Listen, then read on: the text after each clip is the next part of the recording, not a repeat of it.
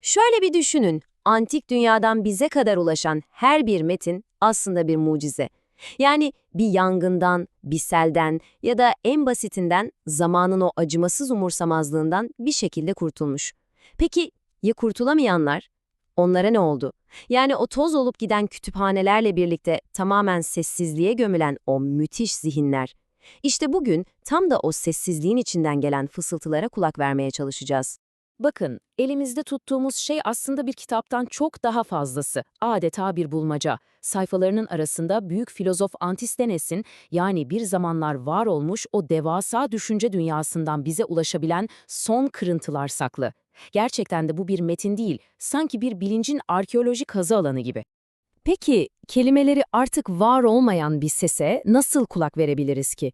İşte bütün bu yolculuğun kalbindeki soru tam olarak bu. Düşünsenize, eserlerinin tamamı kaybolmuş bir yazarı ki bu yazar Sokrates'in öğrencisi, tarihin akışını değiştirmiş bir düşünür. Bugünün dünyasında onu nasıl duyabiliriz? Bu başlı başına felsefi bir gizem. Gelin hep birlikte bu gizemin peşine düşelim. O zaman ilk durağımız şu. Antistenes kimdi ve onun o kayıp kütüphanesi ardında nasıl derin bir boşluk bıraktı? Önce bunu bir anlayalım.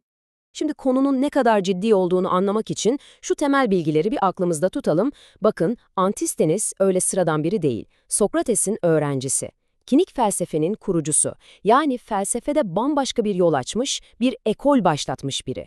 Ve biz onun o devasa düşünce okyanusundan geriye kalan sadece bir avuç su damlasına bakıyoruz şu anda.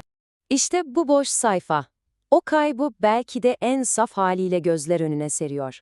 Bu boşluk sadece kelimelerin yokluğu değil, çok daha fazlası.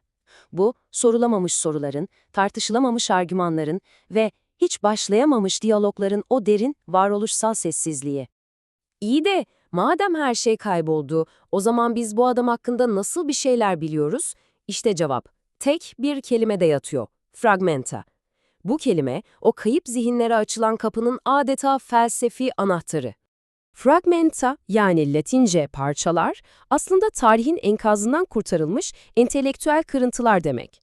Şöyle hayal edin, başka bir antik yazar Antistenes'ten bir cümle alıntılıyor. Bir diğeri onun bir fikrini kendi kelimeleriyle özetliyor, bir başkasıysa sadece adını anıp geçiyor. Ve işte yüzyıllar sonra araştırmacılar bu küçücük bilinç kırıntılarını tek tek toplayıp bir araya getirmeye çalışıyor. Bakın, bu görüntüdeki karşıtlık durumu çok net anlatıyor aslında. Solda bir kitabın olması gerektiği gibi bütünlüklü, kendine güvenen bir eser vaadi var. Sağda ise acı gerçeklik, soluk, zar zor seçilen hayalet gibi kelimeler. İşte fragmenta tam olarak bu ikisi arasındaki o trajik mesafenin adı. Peki, bu parçaları bulup bir araya getirme işi nasıl bir şey? Sakın bunu sıkıcı, kuru bir akademik çalışma gibi düşünmeyin. Bu, adeta bir felsefi dedektiflik hikayesi, entelektüel bir arkeoloji. Yani süreç şöyle işliyor. Önce binlerce antik metni tek tek eliyorsunuz. Sonra o metinlerin içinde tek bir cümleyi veya bir yorumu tespit ediyorsunuz. Ve en zoru onu kayıp yazara, yani Antistenes'e atfediyorsunuz. Sonra da bu parçaları derliyorsunuz. Kulağa belki basit geliyor ama devasa bir çaba bu. Binlerce sayfalık bir metin okyanusunda samanlıkta iğne arar gibi o tek bir cümleyi, Antistenes'e ait olabilecek o tek bir fikri aradığınızı bir hayal edin. Yani bulunan her bir parça bazen yıllar süren bir emeğin sonucu. İşte bu gördüğünüz karmaşık sayfa da aslında o dedektifliğin bir nevi zihin haritası. Buradaki her bir satır, her bir sayı, bir akademisyenin işte bir parça daha buldum diye heyecanlandığı o anın kaydı aslında. Bu tam anlamıyla bir fikrin izini sürmek. Hatta bir araştırmacı bu durumu o kadar güzel özetliyor ki diyor ki, bizler bir kütüphanenin yıkıntıları arasında tek bir sağlam tuğla arayarak eleme yapıyoruz. Koca bir yapıdan geriye kalan tek bir sağlam tuğlayı aramak. İşte bu metafor, bu felsefi dedektifliğin ruhunu mükemmel bir şekilde anlatıyor. Peki, tamam. Bu kırık tuğlaları diyelim ki bir araya getirdik. Ortaya ne çıkıyor? Bütünlüklü bir yapı mı yoksa sadece bir fikir mozaiği mi? Bulunan her bir parça işte tıpkı bunun gibi. Belki biraz soluk, belki eksik ama orada. Zamanın ötesinden bize açılan küçücük bir pencere gibi. Ve o pencereden Antistenes'in zihninin bir köşesine sadece bir anlığına da olsa bakma şansı yakalıyoruz. Ama bir dakika, bu pencereler ne kadar güvenilir? Şunu unutmamak lazım. Bu parçalar bize doğrudan gelmiyor. Başkalarının yorumuyla, onların özetleriyle, aradaki 2000 yıllık o devasa mesafe ve sayısız çevirinin filtresinden geçerek ulaşıyor.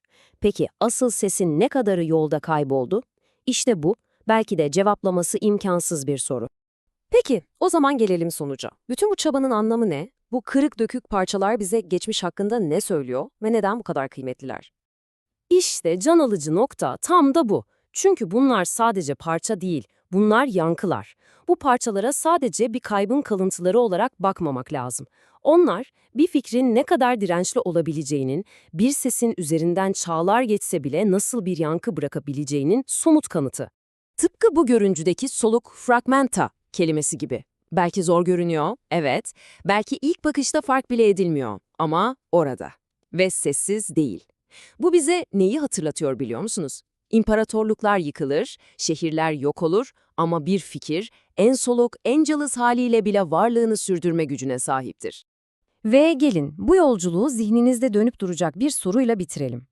Düşünün ki eğer Antistenes'in bu kırıntıları bize tamamen şans eseri ulaştıysa, bir de tarih boyunca tehlikeli bulunduğu için, düzeni sarstığı için ya da sadece birileri öyle istediği için kasten yok edilen, yakılan, susturulan fikirleri hayal edin.